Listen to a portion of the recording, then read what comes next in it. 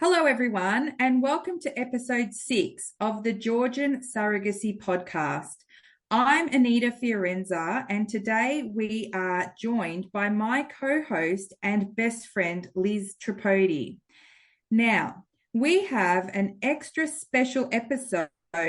Today, we are going to get deep and talk about your birth story, Liz. Oh, exciting. Yes, let's celebrate twin life by surrogacy. Two beautiful girls, Kira and Annalise, who since had their last birthday. They turned 2. They did turn 2. It's Yes. hard to believe. I can't believe it. 2 years.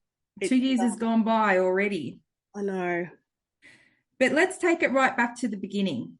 Okay, so we can talk all things about being parents, but we want to take it right back to when we weren't parents. Yeah. And that struggle of trying to become mum. Yeah. It's, you know what, I think, and I'm going to excuse myself in advance, it's been a little bit of a break between surrogacy podcasts because I've been really unwell. So if my voice breaks, I want to apologize to our listeners because I haven't been very well. But yeah, going back to this journey for me is 13 years before becoming a mum. And I see so many stories every day of hardship and people that are still trying and are still holding out hope for that miracle to happen. And I want everyone to know that it absolutely can happen. I'm now 45 and I became a mum at 43. Or was I 42 when the twins were born? So 42 or 43? Oh, what month were they born, and when is your birthday? October. They were born in October, so I must have been 43. You know what? I don't even remember. I don't know. I was 42 or 43. I think I was 43. No. Oh, look, I don't know. I don't remember you having a birthday in Georgia. No, we didn't because my birthday's in May, but, you know. Anyway, I just want everyone to know that, you know, that it can happen and to hold out hope. This is all about hope, and the only thing that got me through 13 years was hope. I tried everything to become a mother. Overseas treatments, local treatments. Wait, you're going too fast. I haven't asked my first question. Sorry. I knew this was going to As happen. always, I jumped the gun. Yes, and I'm the host, and you're the person that the role has reversed today. All right. So, let me take you back to the beginning. Why did you need to start researching surrogacy? Well, we had exhausted every possible thing that you can do, and I'm not going to bore everybody with the details, but we want to know the details. We want to know the details. Look, I'm just one of those very unlucky people that just can't carry. So embryos just won't attach. I had natural killer cells, and nothing else really wrong. I've never suffered from polycystic ovaries or endometriosis or anything like that. It was just that the embryo couldn't carry. It wouldn't attach. Yeah, that's completely normal. You know, these days we have so many people for many, many, many reasons who need to do surrogacy. Isn't that right? Absolutely. They have a variety. There isn't only one reason why a person should do surrogacy. It can be every day we're learning on the forums, on the chat forums, somebody will come up with a medical issue, an infertility issue. It could be related to the woman. It could be related to the man. That's right. There are so many factors at play.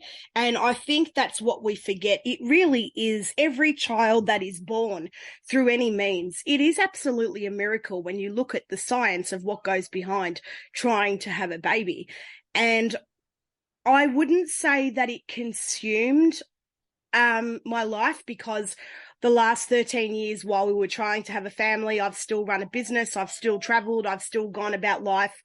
But it was certainly difficult because I had been on very, very strong medications and a lot of medications for a very, very long time, that I think now the effects of those medications have actually medically done something to my body, because I am not the same as I was when I was on fertility medications, and I'm certainly feeling the effects of it now. I've had a lot of medical issues in the last 18 months, which I actually put it down to all the stuff they had me on.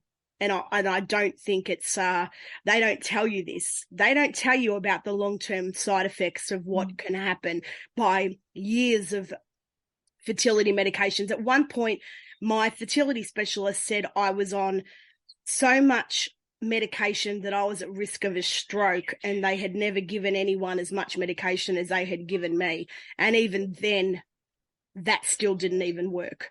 So going into surrogacy, well, first of all, it was the last failed transfer that I had done in Greece, and I had done 5 transfers in Greece, but this was this was after I'd done stuff here in Australia. And I was basically told, well, you know what, we can't keep doing this anymore. You can't do this anymore. This is not going to work for you. And I remember just feeling so defeated and so, no, I didn't feel like the journey was over. I didn't feel like that was okay for people to tell me that, your dream of becoming a mum is over. And it started to become emotionally very personal for me, because I'm an only child. I'd already lost one of my parents when I was quite young to a heart attack. And, that feeling of family, Anita, especially for me and you, we both come from European families, that family is everything. Family is so important. And I didn't want to be greedy. I just wanted one. I thought, as a teacher, as part of my work, when I start seeing my own students from years ago all start having children, it makes you feel very reflective on your life and very reflective on the world. And it was like, I didn't begrudge anyone around me having children, but my God, it hurt. Every time I heard someone was pregnant, it was like I felt like a stab to the heart. And then, of course, you have cousins that become pregnant, and it just seems like everywhere you go, everyone's having a baby except for you, and you keep celebrating everyone else's achievements in life. And it just felt like every day for me was just Groundhog Day. The same work, the same things. And yeah, I'm really lucky. I've had a wonderful life. I've got a fantastic family, great support, but there was that piece that was missing. And so I started to research.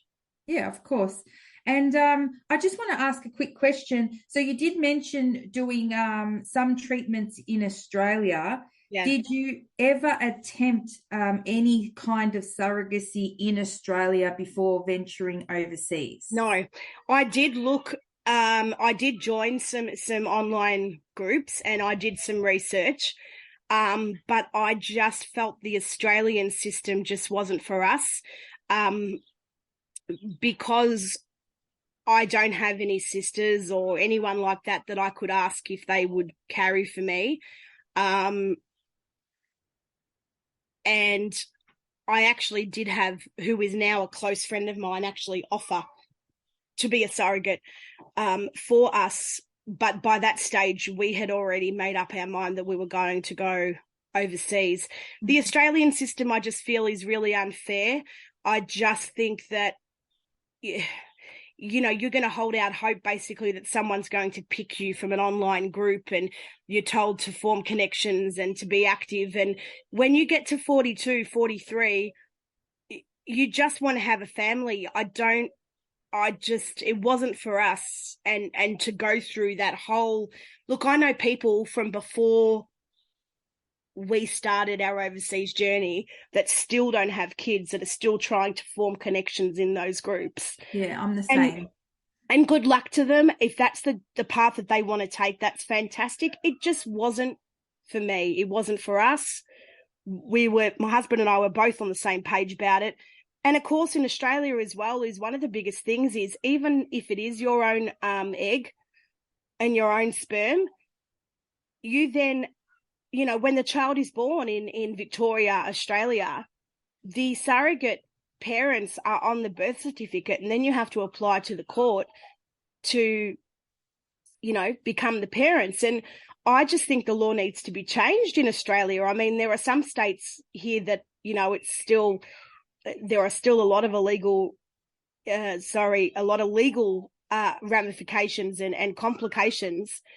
And the whole surrogacy system in Australia needs to be overhauled. It's incredibly unfair to a lot of people of either, excuse me, heterosexual or homosexual relationships. It's incredibly unfair, and I don't believe that if you're using your own materials that you should have to apply to a court to pretty much adopt your own child. I just think that's wrong.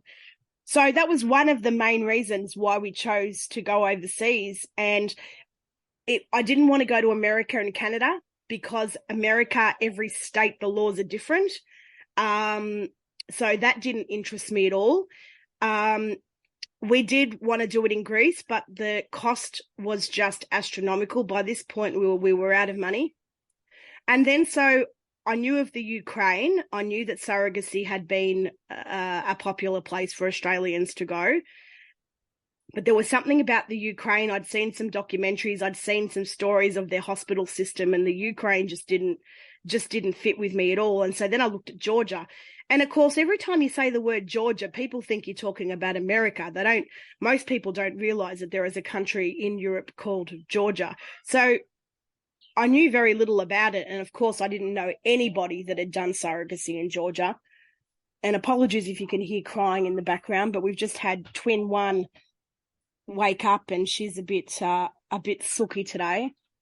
And so, look, I started to research. I started to just basically Google, and there was pretty much no information out there.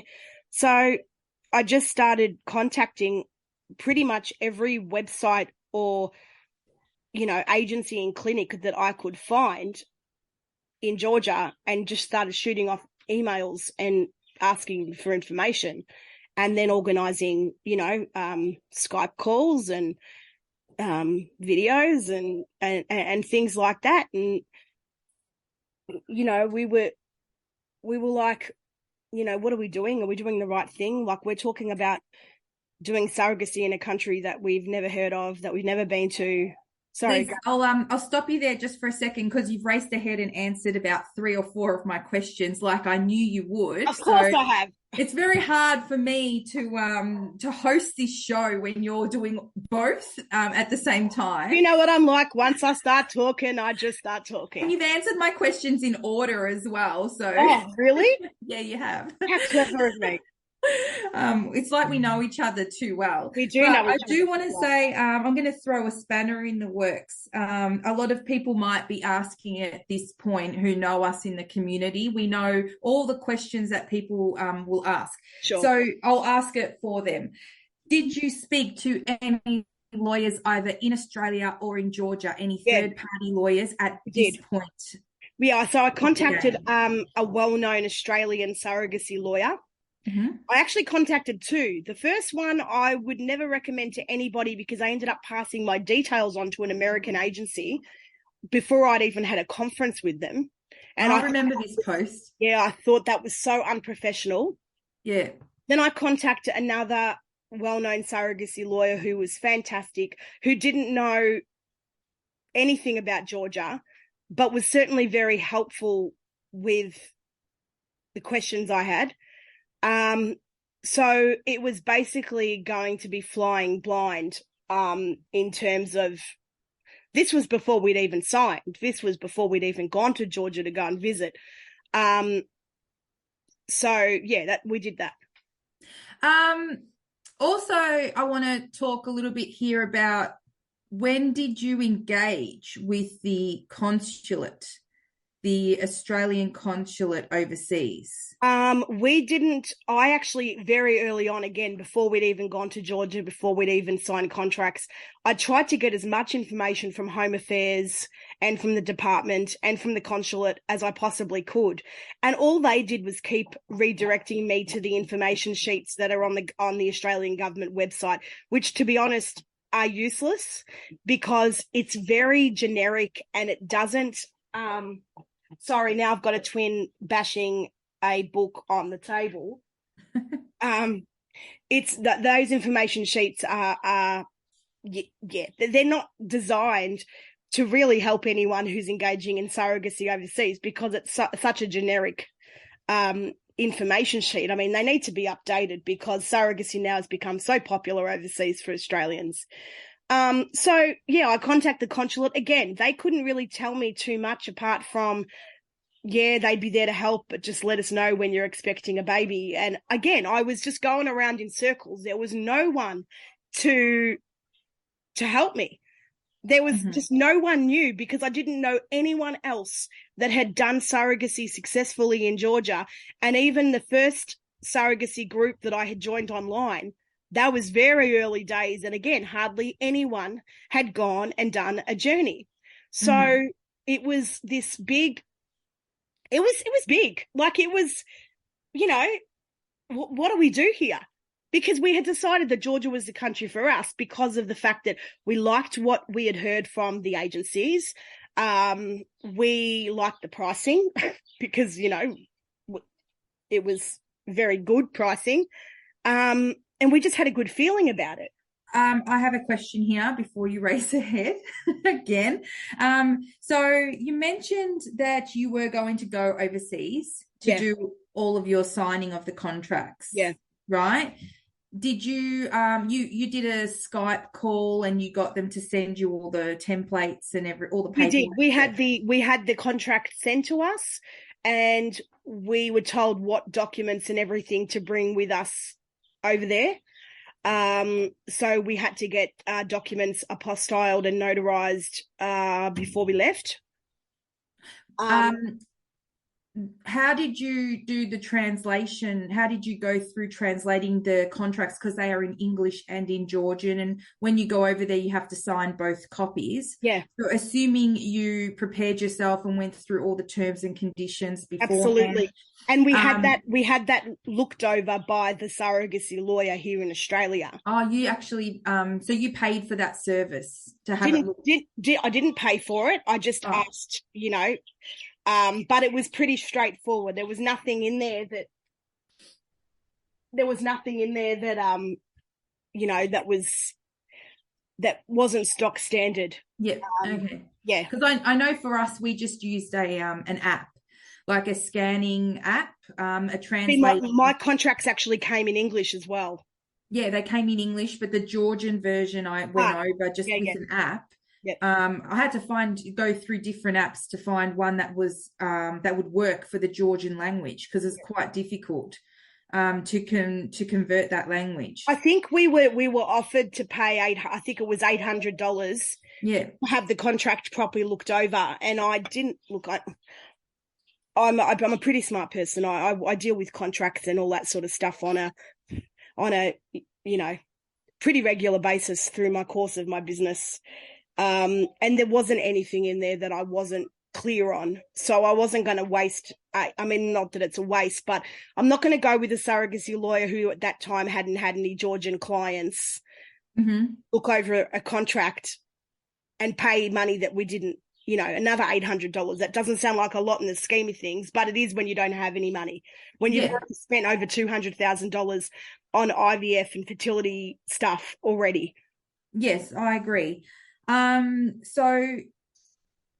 Moving forward, you went over there and you signed the contracts on the spot and the power of attorney over there. We didn't sign it on the spot. I know I've said this in previous episodes about what had happened, but you know, I'm not going to repeat that sort of story. But I think we signed on day 3 that we were there after having a tour and having a thing and all that sort of stuff. And that was July of 2019. Okay. And then from then we could have gotten started probably within a month or so, but we chose not to. We chose to hold off because we needed to save money, because we needed to make sure, obviously, that we could pay for, you know, all the installments and everything like that. And I think financially, people don't like to talk about finances, but I'll be quite honest about it. You know, coming up with I think our first payment, I think from memory, and I'll have to look through my docs, but it might have been around, I don't know, $8,000 or $9,000, I think, at that stage. And, yes, we paid that, but that was even a lot of money to save, even at that point. Was it US? Are you talking Australian or US dollars? I think I it think was it's US. US. Everything's in US, Everything was right? US, yeah. Yeah. And the exchange rate was actually pretty good back in 2019. So we chose to, and I think it was around about December that we pretty much said around the start of December that we were ready to go on to the next stage, and we were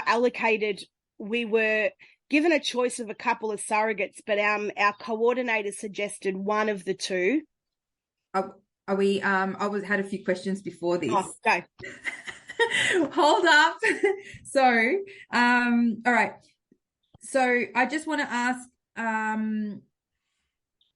donors, are we talking about any donors at all? No. Were you presented with or did you think about using donors? No, for us, it was pretty straightforward. We had done all our transferring of materials and everything like that when we, prior to all this.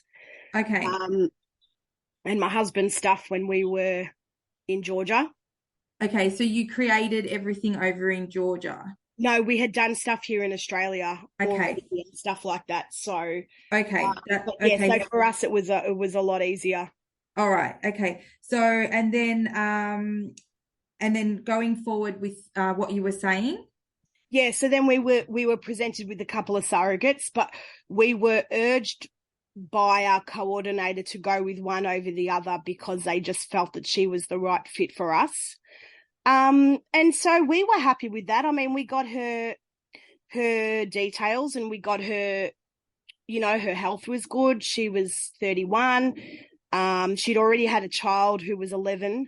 She hadn't been a surrogate before. She was single. She, they said she was lovely. She didn't live too far from the clinic, which I think is a really important thing. Back then, when we were going ahead, how long would you say the wait was to get a surrogate mum? You could probably, if you were ready to go tomorrow, you could probably have one in 2 weeks.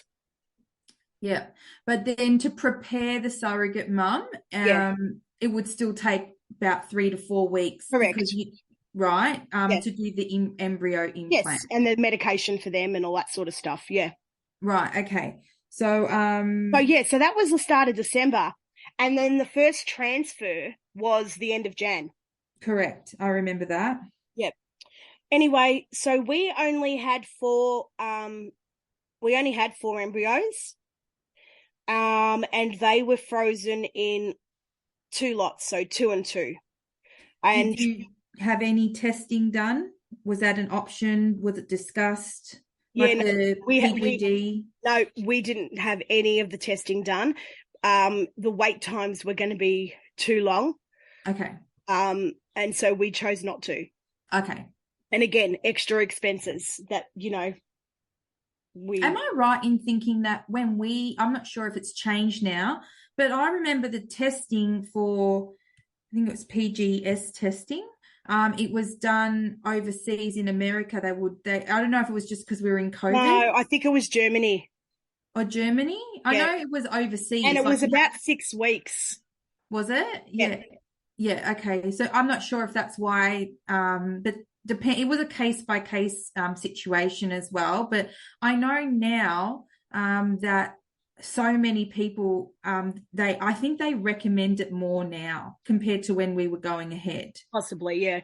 I spoke to the embryologist and I spoke to our coordinator, and she didn't think it was it was our choice. She didn't push for it. Yeah, that we were the same. Anyway, so we had the first transfer end of Jan, transferred 2 embryos, and it wasn't a success. And that was when we actually first started having contact with our surrogate, and basically the coordinator gave us a asked her, if she was happy to speak with us. And for us, it was just a two-way between us and our surrogate via WhatsApp. And that's how it was from the very start. We didn't have the agency involved in our chats. So we had been speaking to our surrogate from that first failed transfer, and she was lovely. And she would keep us up to date with everything that was happening quicker than the doctors would, because obviously she was the one who was having tests and, the time difference and stuff like that. So anyway, after that first transfer, we only had 2 embryos left. And so we knew that that was it. Like, after that, there was nothing. Like, we then had exhausted every opportunity and there was nothing else that we could possibly do. So the second transfer wasn't done until it was, I think, the end of Feb. And they often say that with the second transfer, and especially if a woman hasn't given birth for a long time, sometimes it takes a while for her body to get used to those medications again. So that's often why a first transfer may not be successful. Anyway, so transferred the 2 embryos, pretty much forgot about that we transferred 2 embryos, because, you get used to just so much disappointment over the years that you almost take a back seat. You just don't even think about it. And it was day 6 after transfer, and I messaged our surrogate and I said, "How are you feeling?" And she said, "Test is positive." And I screamed. So you heard it from your surrogate? Yes. Oh, that's great. Yep.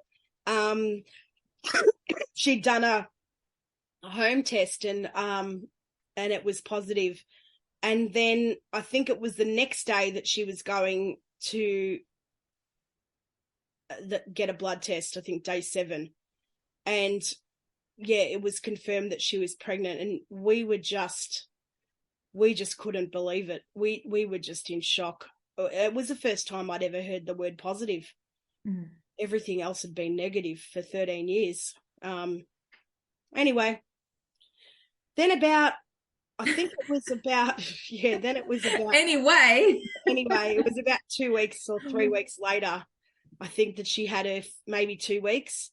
She had the first ultrasound, and then maybe another 10 days after that was the next one. But that first ultrasound, or that next blood test, the HCG, I think, was around about, I don't know, 500, 600, 700, something along the lines of that. I'd have to look at my notes. And then we got a photo of the ultrasound, and one of my friends, who is actually Annalisa's godfather, said, "I think it's twins. I can see 2 black dots." And I'm like, nah. And then the next day, Dr. Ketty messages me and she said, "I think there is..." No, she said, "Baby..." I actually looked at these messages only probably about a month ago. And Ketty said to me, "Baby is good, everything's great." And then about an hour later, "There might be 2 babies." And then the next day, "Congratulations, it's twins." Yeah. But the surrogate had already told me, prior to Ketty messaging me, 2 baby. That's what it said, 2 baby. I mean, and my husband was asleep, and I ran into the bedroom and said, "We're having twins," and his body basically just flew up in the air. So, look, what can I say? It was a dream come true, but it was scary. Oh, I'm just remembering when you took me back, when you were sharing those posts online. Yeah. You were ecstatic. I was typing in capital letters. I was, I couldn't believe it. I really couldn't believe it. But, having twins, and then you've got the risk of worrying about a pregnancy, and you're so far away, you're on the other side of the world. And things do happen, and things can happen, and they did happen. Our surrogate was hospitalized twice throughout the pregnancy. with bleeding, and the second stay was 10 days, and that was around about the 22-week mark. And it is a worry because you're on the other side of the world. Someone else is taking care of your babies. And my God, she took care of our babies. I tell you now, she did everything right. She was just so wonderful. She looked after them. She followed every instruction. She went to every appointment. Her communication was flawless. She loved and nurtured our girls like they were her own. And I will be forever grateful. And words can't even explain to you or to anyone who has not been through this journey how appreciative I am of taking care of our girls. And, you know, she had her own child as well to look after, and you know, but my God, she's a size 8, and she carried twins, and she had a natural birth. Superwoman. Got to one of my last questions there, but I was just letting you go. That's all right. We're going to go back to it. All right. Okay, so I want to go to possibly okay, so you mentioned it took 2 cycles to achieve a positive result. Yes. You just explained how you were communicated about the result. Yeah. How you felt. And you mentioned that you were sharing the posts and the updates to the group. Yeah. I want to just ask, so a lot of people confine into these social circles about, you know, the surrogacy group, and, you know, a lot of people listening might want to also know, when did you feel like you could share your experience with the people outside, like your close friends and look, your family? Everybody knew that we were going through surrogacy. Yeah, everyone who was close to us knew. Extremely supportive. And we told our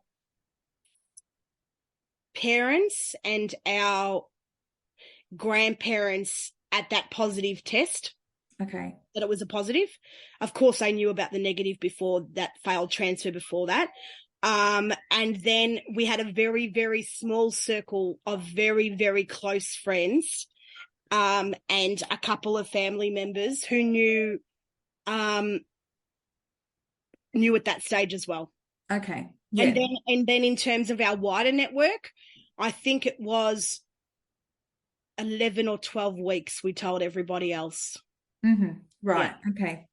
So, yeah, so that's good to know. I think there's some people who feel very nervous about sharing their news along the way, and they don't know who to confine in. But I just wanted people to know that it is possible to share this journey. Absolutely. Yeah, and get support out there with people in the real world as well as in the surrogacy community. I think one of the things that people forget is that other people in life genuinely want you to succeed. I don't think as humans we want to see anyone fail. I think for people that we love, of course, we want to be cautious for them, and we want to prepare them for a fail if there is a fail, because that can happen. But I think as human beings, we really do want our fellow people to succeed in life. And that's what we felt. We had everyone rooting for us. We had everyone, you know, behind us, wanting to see this, if you want to say, this fairy tale journey have a happy ending. And we felt the love and we felt the support, and they were with us through that whole thing. And I made sure that we were involved and we were honest, and we shared through that whole journey, even when we arrived in Georgia, and hey, we got to meet our surrogate today, and hey, we got to have an ultrasound, and hey, we're still here waiting. Hey, you know, we're still here, you know, and even we shared when your daughter was born, and, you know, the friendships that we made. And part of that was, we really, because we were so far away from everybody, we were on the other side of the world, we were gone for 5 months, we wanted to make sure that everyone felt like that. You know, I did live videos, that people were part of the journey because they had been part of the journey. They had supported us through the failures, through me crying, through me having another failed test, me being sick on medication. People had been through all that.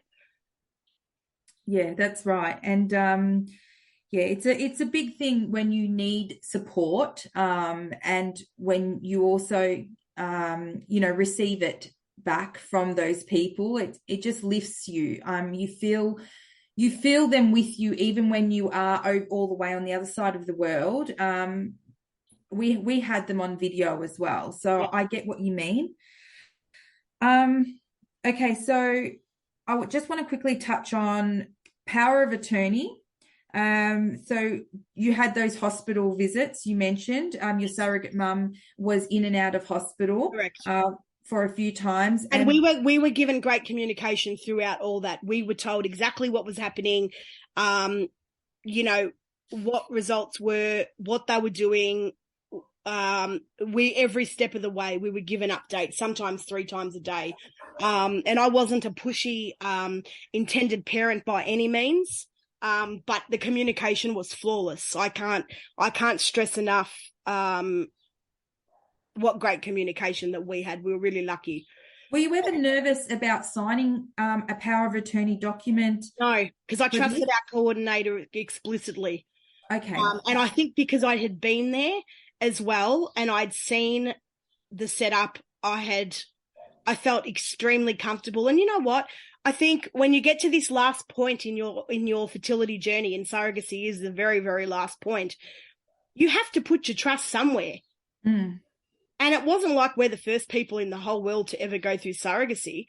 I mean, thousands of people before us have gone through surrogacy. And so I had no qualms about trusting, a very respected person in the surrogacy world to be our power of attorney and to take care of those things for us. Because, we're talking life or death medical things. I mean, with a time difference of 7 or 8 hours, depending if daylight savings happening, who else is going to make that decision at 2:00 in the morning? Good point. Yeah. You need. And I have to stress too, sorry for cutting you off, but our surrogate, when she wasn't well, she took herself off to hospital. She didn't wait. She was amazing. When she wasn't feeling well, she took herself to the doctor. She didn't take any chances with our girls. And that's all you can ask for. You put your trust in the process. 100%. Okay, so I want to just mention that we need to make an amendment on one of our last episodes. So you're looking at me quite funny. So Liz, you've been destined for twin girls, twin life. But most people will know that you have this packing list that you give out to people when they've got to go overseas and pack for baby life. And it's amazing. So I want to pay homage to that today, because we mentioned that we first met when we got to Tbilisi in Georgia. Do you know that's untrue? We actually met at baby mode. Oh, that's right. I forgot about that.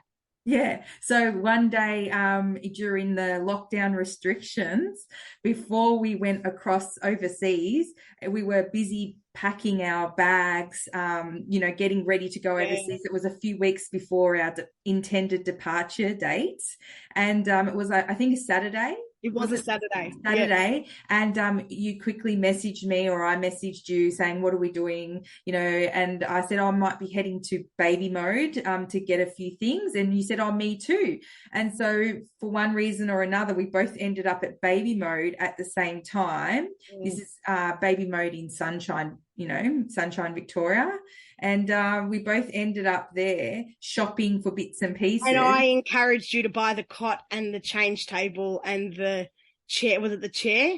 Oh, yeah. And you were showing me the bottles that you had bought, I think your brand bottles, and we were just exchanging ideas. Yeah, and I was telling you what you needed, and you were just getting flustered because you were like, I don't know. I don't know what to get. I don't know what I need. I never knew what I needed, but you had everything under control. You had the microwave travel. You had everything. I Every did. single gadget you already had. You had Yeah, the whole shop bought out, and I I was did. just starting. I had nothing, and I was leaving probably before you. Isn't that Were. right?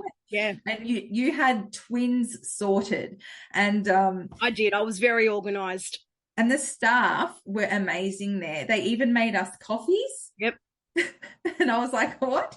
So we were standing there drinking our coffee Yeah. while we were ordering everything and packing Amazing everything. store, amazing owners, a fantastic family run business. So if you do live in Melbourne, pop over to Baby Mode because you'll get looked after way better than the big chains. Yeah, I thought it was great. So anyway, I did want to mention that. So I had forgotten all about that until I'd forgotten about that too. yeah. So we did know each other we face to face Yeah. before we flew But over. you actually had remembered me, of course, as well from your sister-in-law's wedding that I was the singer and the MC at a few years prior to that. No, I don't think I did until after. But you didn't realize till after. Until after the whole journey. Oh, Wasn't that my sister-in-law that saw a picture of you and then told me about it? oh, that's right. No. But that was, oh yeah, that was before the girls were born, though. I think we were there. Oh, yes. Yeah, that's somehow. But Yeah. okay, so that's the amendment. Now, when you got to Georgia Yeah. after the, second trimester, third trimester, how did you feel arriving into Georgia through all the lockdown? That whole weight had lifted off you and you arrived touchdown with all your baby luggage. Yep. Because you're a seasoned traveler, Liz. Yeah. Anyone who knows Liz like I do knows that she's, worldwide traveler and has probably never traveled with as much baby luggage as you did on this trip. That's right. We had the double pram with us. We had the bassinets with us, and of course we had another full suitcase just full of, baby stuff, and of course twins times two. But you know what? I think so. We changed apartments. We ended up in 3 different apartments the whole time we were there. And obviously the last apartment being the one where we stayed the longest, which I think was 10 or 12 weeks or something. But we needed to make sure that we felt that the space was right. Once we felt that space was right, then everything fell into place. And ironically, that last place we ended up in, the twins were born 2 days later. So it was almost like they knew, that space was ready for them and they could come into the world. And of course, while we were there, we were with you. We saw Annabelle being born. Well, not literally, but we were there when Annabelle was born. A couple of other Australians as well had their babies while we were there as well. And we were just excited, but we were nervous because we didn't know how we were going to go with 2. We'd had no babies in our lives up until that point. And we all also knew that they would probably come early, which they did. And we were always concerned about twin two's weight, twin two being now Annalise, because she was underweight, trailing behind Kira the entire pregnancy by a kilo. And even to this day, she's still trailing behind Kira by a kilo. They're very, very different in body shapes. Very different. They're like chalk and cheese. So we just kept hoping that, they'd go another few days or another couple of weeks. The doctors were actually quite, they thought that they'd get to 30, 36, 37. I mean, our surrogate had done such a wonderful job, but it didn't turn out that way. We got a phone call from our coordinator. It's probably about 11 o'clock at night. It was a Sunday, saying that our surrogate was going into hospital and they thought that this was it and she was going to go into labour. She'd lost her mucus plug. And pretty much once the mucus plug is gone, labour is going to start not too far after that. So that was a Sunday night. So we pretty much didn't sleep because we didn't know if we'd get a phone call or what was going to happen. We were told, and I'll just take a step back. So we were hoping if she'd got to 36 weeks, we were told that the girls were going to be born at Chachava. She didn't get taken to Chachava. She got taken to Gudashori, which is the specialist hospital. Now, our hearts sank because we knew we weren't going to be allowed to go to Gudashori. If she had been born at Chachava, we would have been able to be there for the birth. Gudashori had rules because of COVID and because the girls were going to they were going to go into NICU. There was no question about it. It was 34 weeks, and they wouldn't allow anyone into the NICU ward. So we were not going to be there for the birth. So we knew that. And it literally was a day at a time to find out what was going to happen because their rules were so strict. Understandably, we were in the middle of winter, in the middle of COVID, in its worst form. There was no vaccinations then. There was nothing. Do you have any questions before I keep crapping on? No, I'm going to let you talk because this is a birth story. I think you should talk and I'll recap afterwards. So, yeah, so it was the Sunday night. Monday, we were told she was definitely not coming out. This wasn't a false alarm. She could go into labour at any time. And then it was Tuesday morning that we were told she still hadn't really gone into labour. And I think it was around about maybe 11 a.m. on the Tuesday. She's in labour, but it's really slow. It's going really slow. But the babies were going to be born today. And it was the Tuesday. And I think around 2:00, yep, she's in labour. Baby's going to come anytime. And we're sitting there, and I remember it was around about midnight Australian time. And I had just gotten off the phone with one of my good friends who's Kira's godfather. And he said, what's happening? And I was like, she's in labour, blah, blah, blah. 10 minutes after that, the coordinator sends me 2 photos. These are your daughters. And it was around about 10 to 5 Georgian time in the afternoon. The girls were born at 4:30 and 4:40.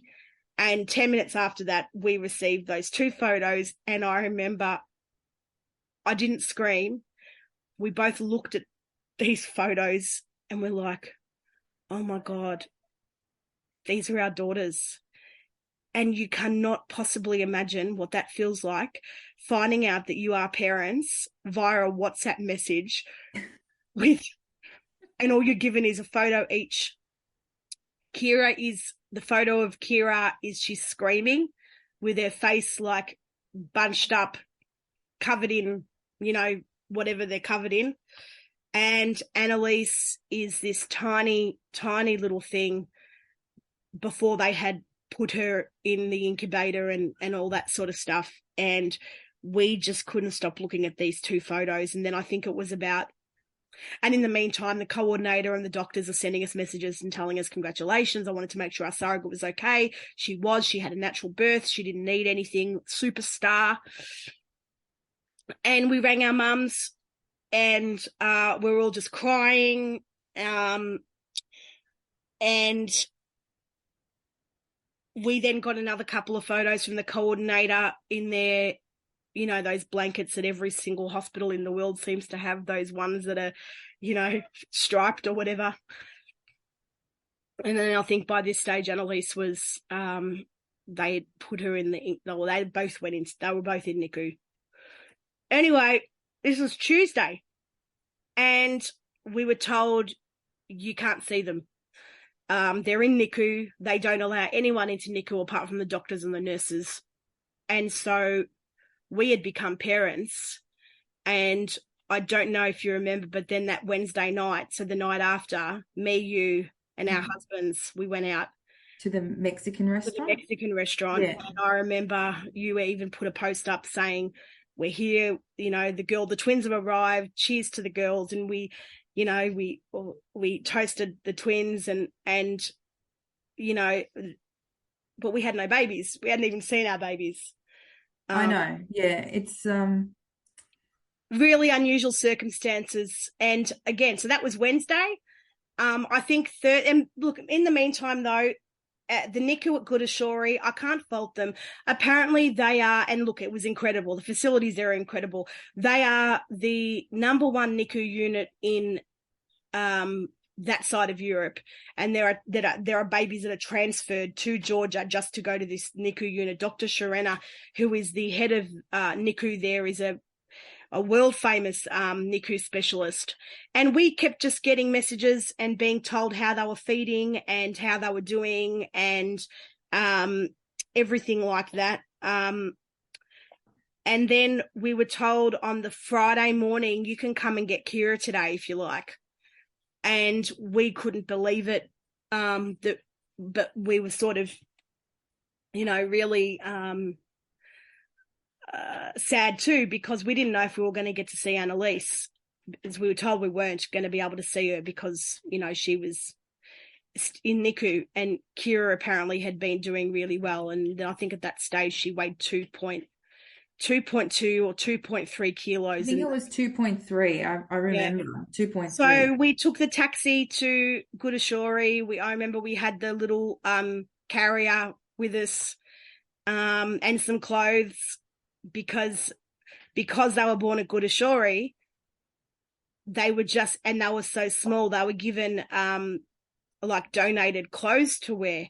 We didn't even get to have a chance to even give our own clothes for them to be wearing those first few days because it all happened so quickly. And so we went there and we had to, frock up in the blue outfits and all that sort of stuff. We were taken to our own private room and we hear crying and they wheel in on this tray. It wasn't like those capsule, those, what's those things? Baby capsule. Yeah, it wasn't trolleys. that. It was a trolley. How can I explain it? I don't know. I'd think of it almost like when you go stay in hospital and they've got those food trolleys that come around. Yeah. And the girls are on top of it. Of course it's not a food trolley.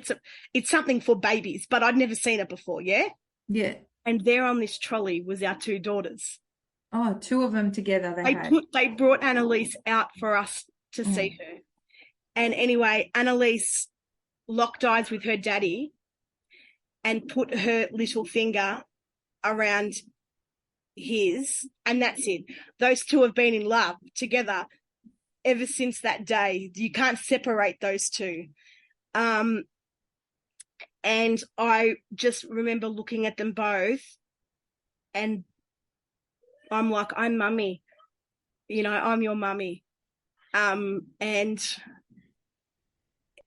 then we got to leave clothes for Annalise and and having to take Kira and leave Annalise there was just heartbreaking. And of course, for those that don't know, we didn't then get to see Annalise for another month. 4 weeks, wasn't it? Almost 5. Because she just wasn't putting on weight. She just wasn't, she wasn't putting on weight. And so we got to take Kira with us and put her in the taxi and we're just staring at her and went back to our apartment and there we are, parents of twins with one twin. And this little baby that we had absolutely no idea. And you know what? I had to say to them, oh, well, how much formula do we give her and how often do we give it to her? We didn't know any of this. I remember this was a bit of a different experience because I had, I'm just going to butt in for a second, because I had gone on about how great my experience was 3 days and you had watched it, being in the hospital and you, just for everybody who's listening, people who don't know, Chachava and Goodashore, what you can explain it a little bit better. You mentioned they're one of the best NICU places, etc. Yeah, Goodashore is the relationship between Chachava and Goodashore? Well, I don't believe there is any relationship. I just think it's a fact that Goodashore is still just another hospital. Oh, I thought Chachava, they owned No, Shorey? not as far as I know. I mean, Oh, yeah, okay. no. There's so many hospitals in Georgia, in Tbilisi. There's so many of them. Oh, so then no relationship between them. No. Right. I thought that they were connected. Oh, it's not as far as I know. Okay. So Yeah, then, yeah, I don't no. know why I thought that. It's just that Good Ashori have got the NICU unit that they obviously refer their Oh, patients so to. okay. So that But answers Good my Ashori is question. just another normal hospital. It's got different wards. It's just like your standard city hospital. Right. Okay. But so if how old or how many weeks does a baby have to be born at Chachava? Was I 36? think it's 36. 36 and over. But if it's anything under 36 weeks, they all go to Gudashori. Yeah, And therefore it's a completely different experience, isn't it? it is. Which unfortunately, I don't know if you And can. I did find, and I'm not dissing the NICU unit, but I Yeah. found the Good Ashori experience quite stressful. Like, for example, they won't let you take your child until you've paid their bill. So you pay them, well, in our case, because we didn't have a guarantee package or anything like that, their bill is separate. And my credit card wouldn't work because the bank blocked it, even though I had unblocked all my cards. So there I am trying to ring the bank in the middle of the payment section of Good Ashori when we're trying to bring Kira home. And mind you, we weren't allowed to go up to there until we'd paid the bill. Yeah. So, like, I find that quite stressful. Yeah. And that's not Chachava's fault. That's Good Ashori's policies. Yes. Yeah. Understand. Yeah, it's very stressful on you because make you feel like that whole attachment. I felt like you that whole attachment with being able to hold your baby when it's born and And all I'll of be honest, that. I struggled. My husband didn't, but I struggled with the fact that, no, sorry, I won't say that he didn't struggle. What I'm going to say is that I struggled with Annalise being so small when she came home. She was how many kilos after 5 weeks? Two. Yeah, so she Two was, exactly. and her birth weight? Her birth weight was 1,900 grams, but then she dropped to 1,700. Yeah, so I remember it was just such a long And process. so that whole 5 weeks that she was in NICU, she only put on 300 grams. A week after we had her, our first appointment with Dr. Patty at Chachava, who's the pediatrician, she went up to 2.5. I think it was 10 days later.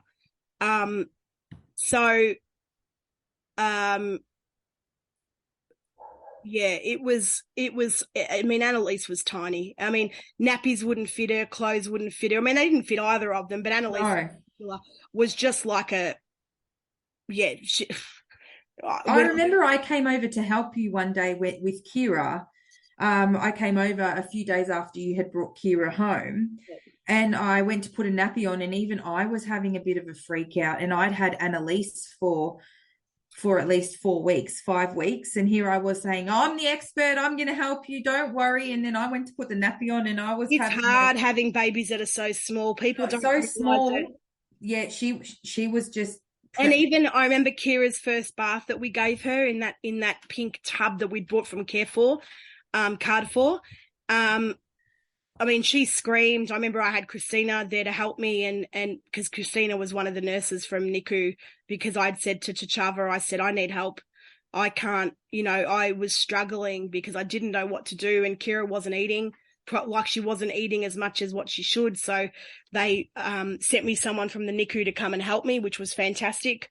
And then, when Annalise came, I mean, and Annalise had really bad colic as well. She had bad colic for weeks.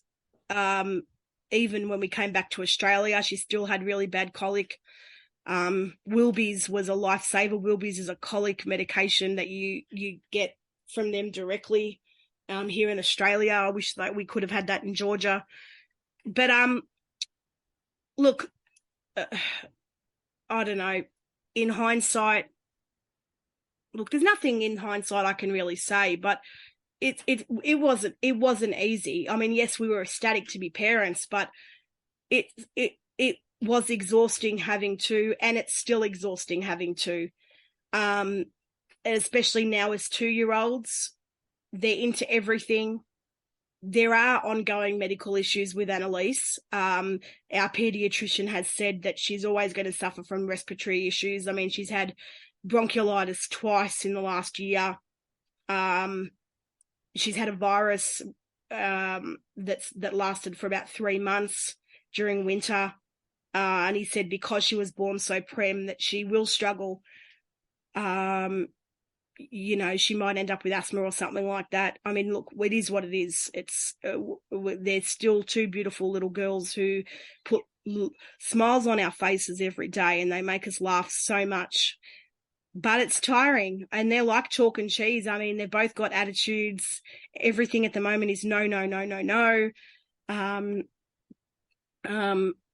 But in terms of the birth and in terms of afterwards, again, we had so much support in Tbilisi, and the pediatricians and the coordinator and the staff at Chachava, and it didn't stop. The care didn't stop just because we'd had a child. That care continued till today. It's still ongoing. It's still there. Liz, I want to ask, so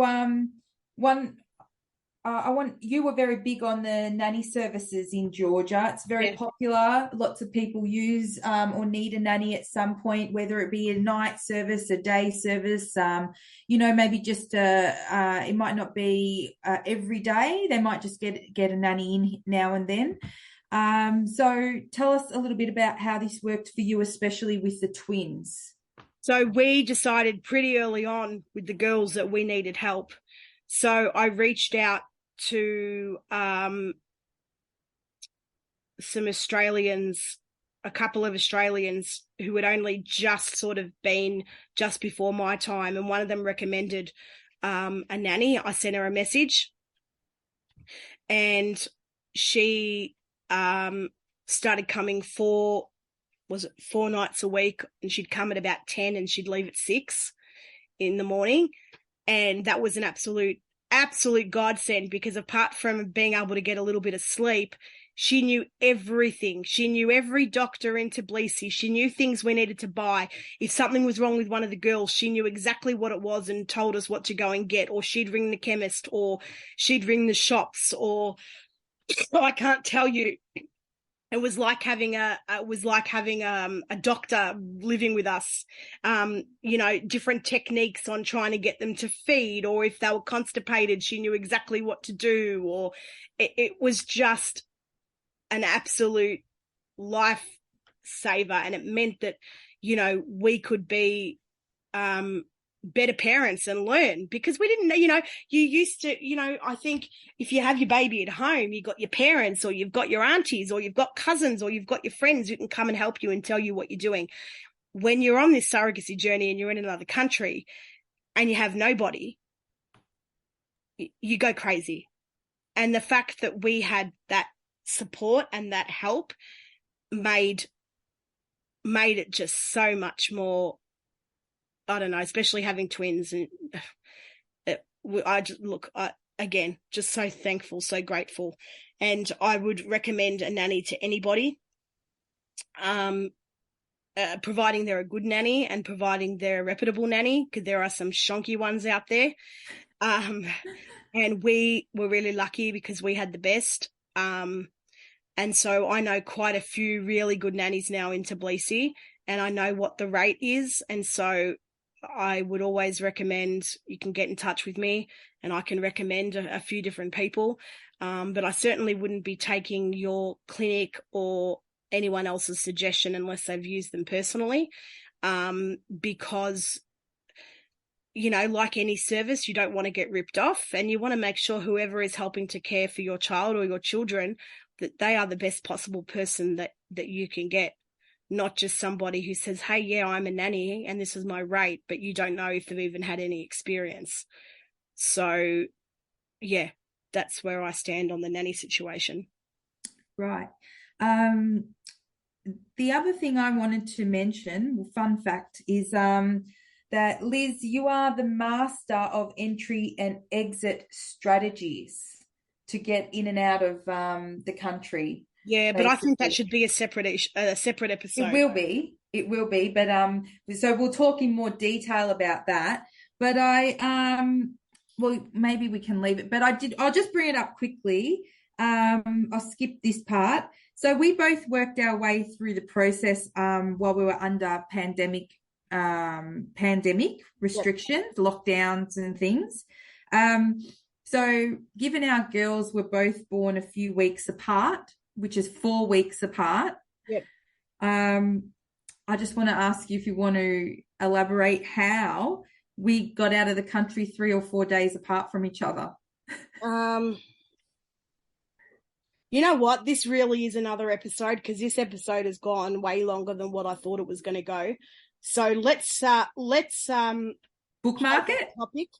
Let's hold that topic until our next episode because that will definitely be another full chat on how entry and exits work, and that's probably a good way to leave this episode. Do you think? Yeah, all right, because I think you've answered a lot of my questions here. So is there anything you want to say about your whole journey? I'm just incredibly grateful. I'm incredibly thankful. I'm a mum. At the moment, all I get is mummy, mummy. And when they come running up to you and they say mummy and they run and hug you, that is like the best feeling in the world. For anyone that is expecting twins, if you are expecting twins in Georgia, I do urge you to reach out to me by any means, whether it's Facebook or Instagram. You can find me on my website. And I can, give you some advice if there's any questions that you have. Having twins is certainly very different from having a single child. There's a lot of factors at play and a lot of things that you need to be aware of. But just enjoy the journey. It's just enjoy the journey because the time, Anita, as you know, goes so quickly. And it's precious. It is really precious. It is. Okay, so Liz, I just wanted to say that thanks so much for sharing your journey and that you do contribute so much to our community. I'm so grateful that you do, and I get to do it all with you. And you are an inspiration to everyone. So most of all, thank you to being my number one as well. Oh, sweetheart, that's beautiful. That is so sweet. You are my number one. That is so sweet. And thank you for, I was very nervous about doing this today. So I just want to thank you for your generosity and obviously your support and your friendship, because I wouldn't be half the mum that I am if it wasn't for you being on this journey with me. Nah, that's all right. Thanks for letting me be the host, huh? Right, till next time, everybody. Okay, ciao. Bye.